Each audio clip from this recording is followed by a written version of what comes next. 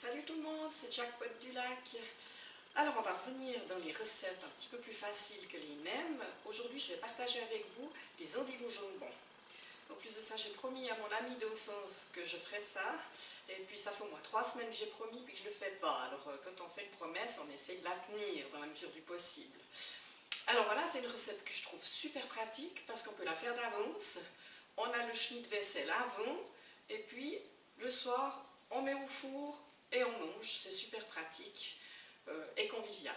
Alors voilà, on se voit tout à l'heure en cuisine. Bye bye! Ce qu'il nous faut pour cette recette: des endives et du jambon. C'est bizarre. Ensuite, pour la sauce, il va nous falloir de la farine, du beurre, du lait entier. Dans les deux recettes, on va mettre un petit peu de bouillon de sel, de poivre, et puis notre Maggi qu'on adore. On commence par mettre cuire les endives avec un petit peu de sel et de bouillon si on aime le bouillon. Et puis, pendant que les endives vont cuire, on va faire, oups, c'est pas ce bouton, on va faire la sauce.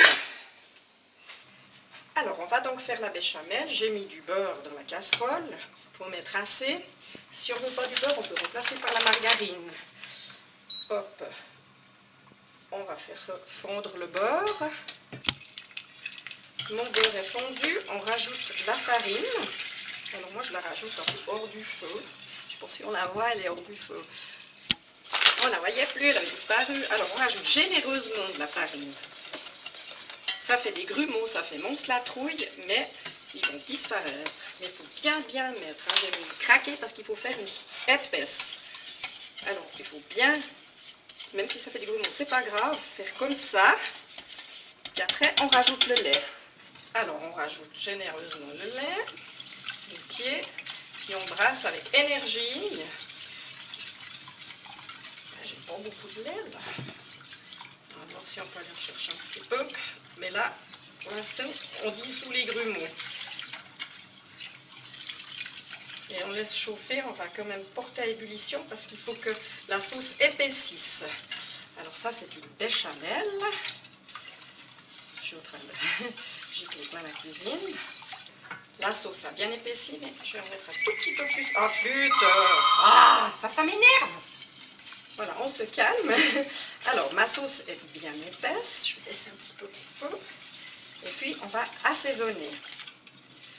Alors, je vais le retirer du feu là pour ça. Alors, du sel, du poivre,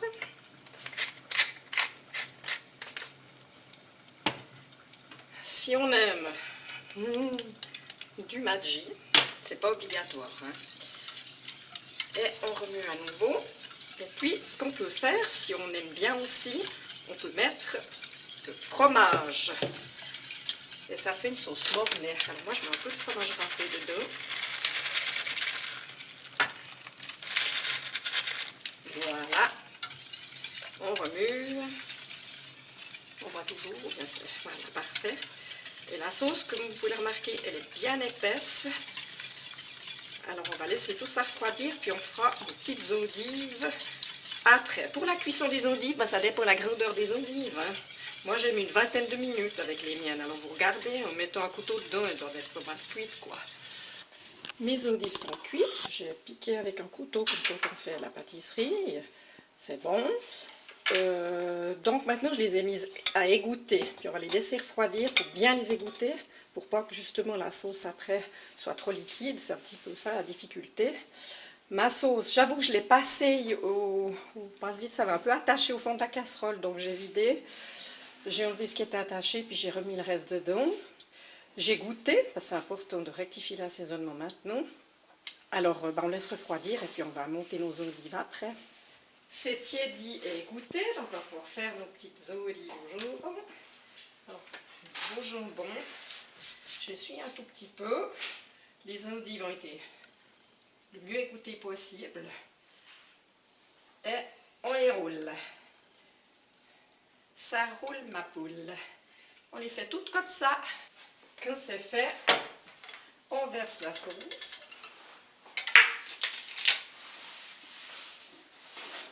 Alors, ce qu'on voit, c'est pas des grumeaux, c'est le fromage râpé.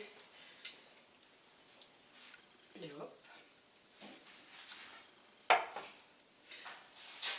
On peut remplacer les endives par du poireau blond. J'ai essayé une fois, c'est assez sympa aussi. C'est un peu filandreux, mais c'est sympa. Et si on veut, c'est facultatif aussi. Si on aime bien, on peut encore, pour gratiner ce soir, mettre encore un petit peu de fromage râpé dessus, comme ça. Il y a 4 endives, mais il y en avait une, c'était une micro-endive. Elle est toute petite. Elle sera pour moi. Voilà, comme ça gratine, ça fera une jolie croûte, ce sera sympa. Un petit peu là, comme ça. Voilà. Allez, on se réjouit ce soir, hein? Je vous montrerai quand ça sort du four. Et maintenant, un petit coup de vaisselle, ce sera fait. Ce soir, il n'y a plus rien à faire.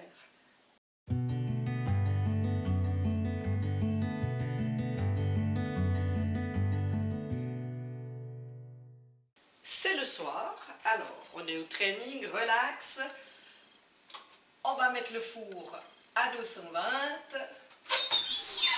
Et on va mettre les petites olives. J'avais mis un film plastique pour qu'elles ne soient pas la poussière. Et on met les olives à gratiner. Le nombre de minutes, eh ben, il faudra voir effectivement combien de temps quand c'est gratiné. Je pense qu'il faut une bonne demi-heure.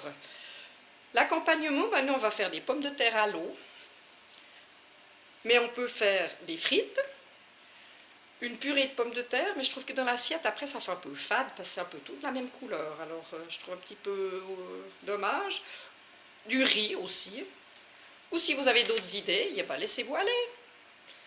Voilà, alors on va attendre que ça se gratine. On entend ce joli petit bruit, c'est que c'est prêt. Ouh, mais c'est trop beau. Attention, ça vient. Ya! Et voilà, c'est gratiné. Recette vite faite, bien faite. Je vous souhaite un bon appétit. J'espère que vous avez aimé cette vidéo, qu'elle vous a fait plaisir et puis que vous pourrez la refaire. Si vous avez des commentaires, des suggestions, elles sont les bienvenues. Et puis, ben, à tout bientôt pour une prochaine vidéo. Au revoir!